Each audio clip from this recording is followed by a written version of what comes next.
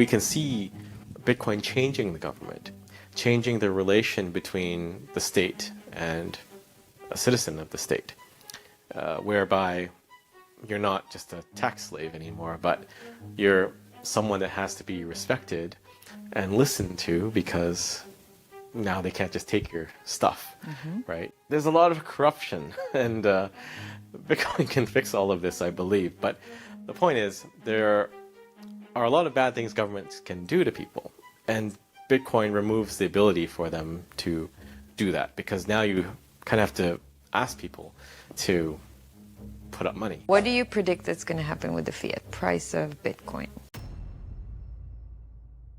It's a combination of both. You have to have the grassroots initiatives, something like Bitcoin Beach, Bitcoin Lake, Bitcoin Jungle.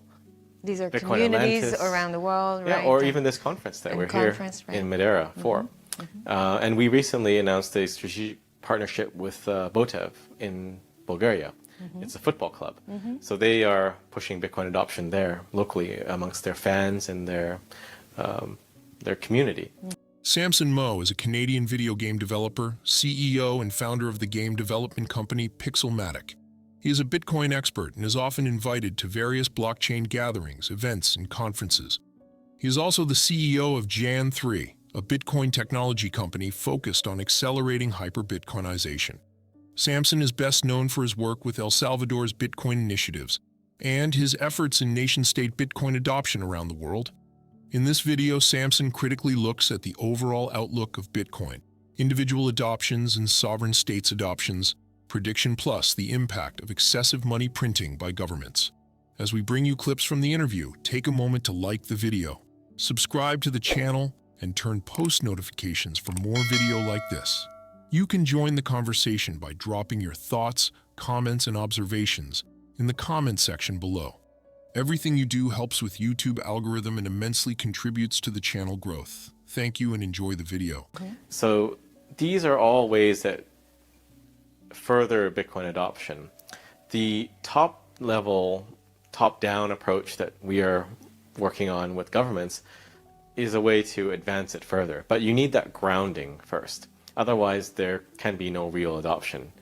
Because at the end of the day, what money is people, and people using something as money, whether it be coins, gold, paper, bills, or Bitcoin. Everything that is real has to be organic from the ground up. I But totally agree. Yeah. you do need that top-down approach too. Otherwise, you don't promote the grassroots. And the regulations at the top can hinder a lot of the grassroots adoption. So take Indonesia as an example. They cannot pay with Bitcoin there because of the rules, the law. But they want to do mining. So we can engage with the government there and see if we can push some Bitcoin mining projects. And then by natural extension, to encourage more miners to set up, you should probably ease the payments part and let people pay. And it would make perfect sense too for economic stimulus. Have people already going to Bali. Why not let them pay in Bitcoin? I think at the end of the day, governments are still made up of people. And you can have bad governments because there are bad people, weak people in the government, like Trudeau. And there's plenty of examples of this. But you can also have good people in the government that want good things for their constituents. But the Bitcoin adoption aspect is critical, I believe. And this is why a lot of us are galvanized around Jan3 in our mission, because we can see Bitcoin changing the government, changing the relation between the state and a citizen of the state, whereby you're not just a tax slave anymore, but you're someone that has to be respected and listened to because now they can't just take your stuff, right? You can't print money anymore. Like, inflation is basically hidden money printing. People don't realize it, but you can print money explicitly or implicitly through inflation. You can tax people explicitly or tax people secretly through inflation. And with Bitcoin, you can't do that anymore. And if you look at a lot of government policy, the bad policy, most people would never agree to things like what they're doing. Like in Canada, we have the arrive can scandal, or Arrive scam, as they're calling it now. What is that? It was during COVID. They had an app that you had to put your vaccination status and update everything every time you entered and left Canada. Right. And they spent $84 million on this app that just logged data, basically. And a recent revelation was the CEO of ArriveCan was actually a government employee at the National Defense Department of Defense. So there's a lot of corruption, and Bitcoin can fix all of this, I believe. But the point is, there are a lot of bad things governments can do to people, and Bitcoin removes the ability for them to do that, because now you kind of have to ask people to put up money, whether it's for war or for ArriveCan or something, and people wouldn't agree to spending money in that way.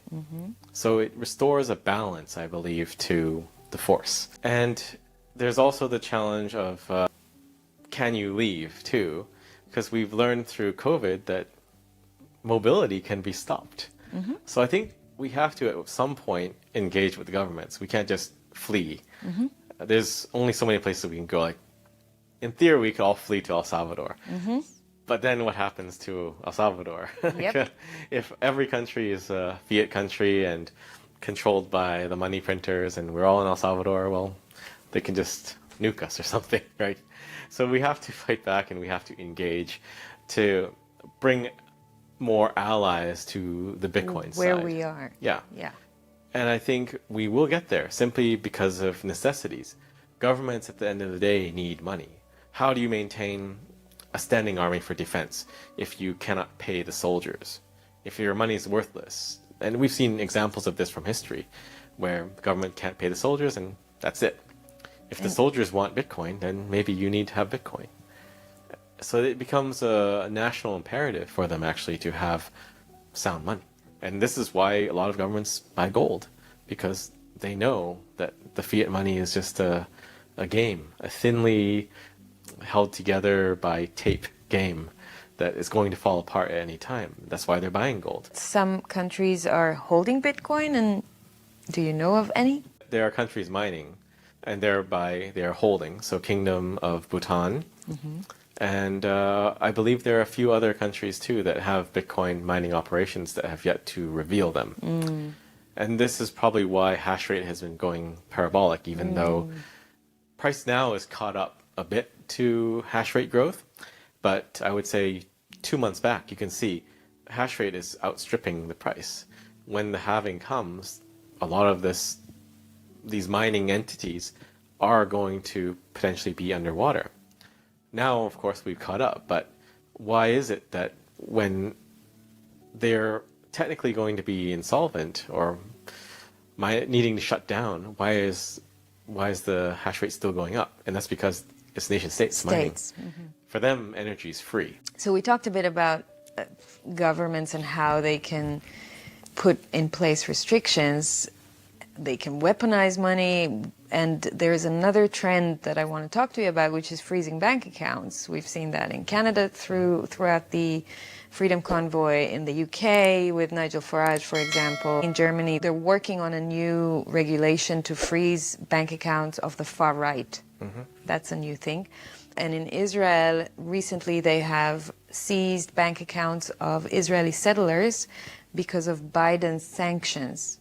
Biden put a sanction on these specific individuals in Israel, and their banks seized their bank accounts, which is unheard of. I mean, a president of a foreign country can control the bank account of another country. I believe Bitcoin can fix this because Bitcoin changes people. Indeed, Bitcoin changes people by pushing for more adoptions. The latest developments in the adoption landscape involve the approval of the FI21 bill and the Ethereum ETF approval. So what implications does this hold for you?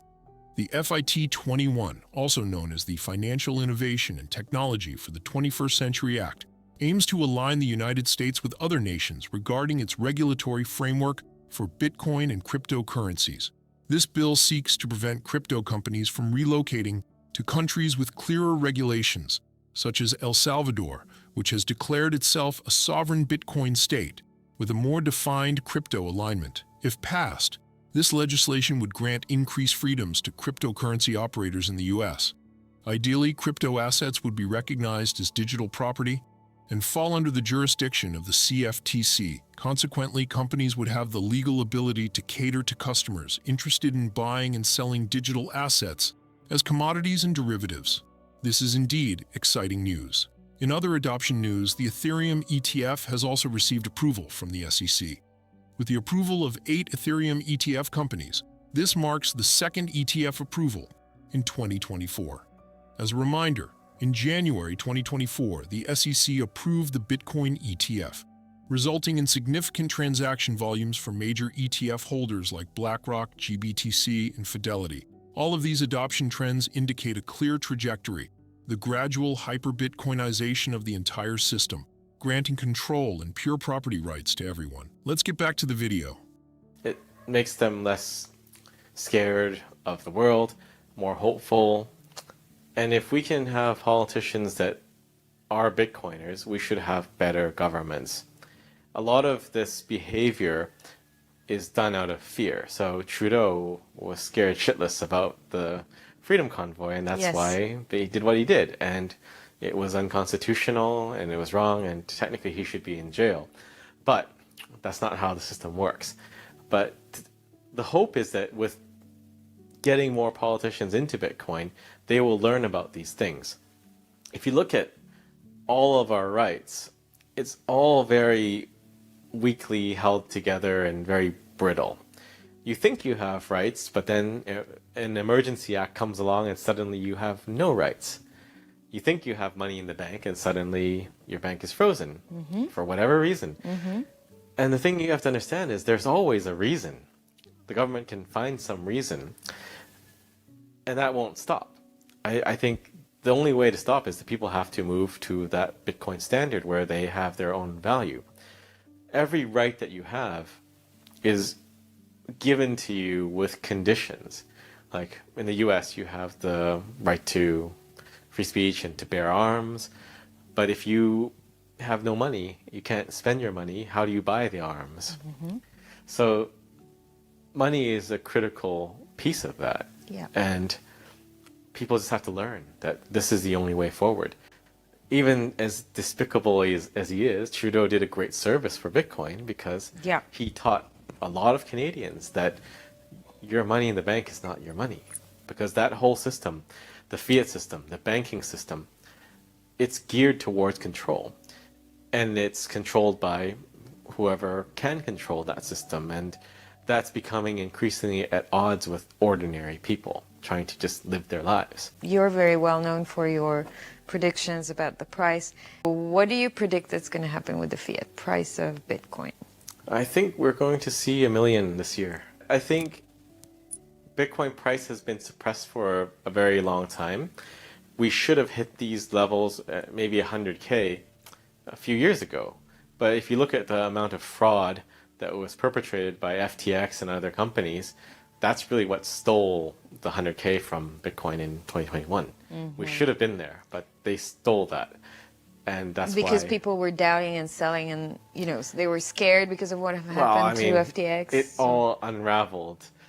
And we learned that FTX was selling Bitcoin that they didn't have even. So it's not even, it's just selling fake Bitcoin. Big That fraud. did not exist. And it's possible other groups did the same thing and it all untangled, and then Bitcoin crashed because people lost confidence in it. And we've recovered, but then we still had a little bit of that untangling to do with GBTC, which is all interconnected to the prior fraud. This time it's just Barry Silbert's group, DCG, right, and Genesis. So that's still untangling now. And I think this is why we saw a muted response when the ETFs launched. But it's very clear if you're looking carefully that there's a massive amount of demand that's Yes. increasing constantly from the ETFs. Yes. And that will outpace any of the untangling of fraudulent activities from Genesis and DCG now. So given all of that, and given that we've effectively almost reached the previous all-time highs pre-halving, I don't see it being impossible that we see 1 million this year. And there you have it, Samson offering his insightful analysis on Bitcoin, discussing its adoption trends, Bitcoin mining, and the impact of government excessive currency printing on inflation. What are your thoughts on Samson's bold prediction for Bitcoin? Do you believe it will come to fruition? From my perspective, it appears Bitcoin is steadily progressing towards the $1 million mark, but only time will tell. Additionally, what are your views on FIT21 and Ethereum ETF approval? Please drop your comments and observations in the comments section, subscribe to the channel, and give this video a thumbs up. Thanks for watching.